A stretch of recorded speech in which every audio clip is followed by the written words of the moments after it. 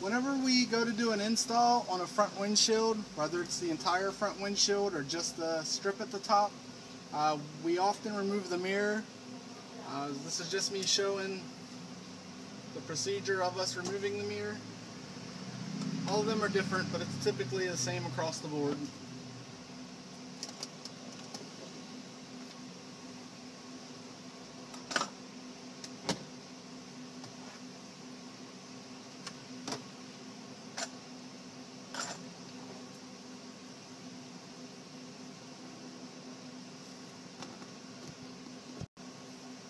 Okay, we've just completed the install on the full front windshield of this customer's vehicle.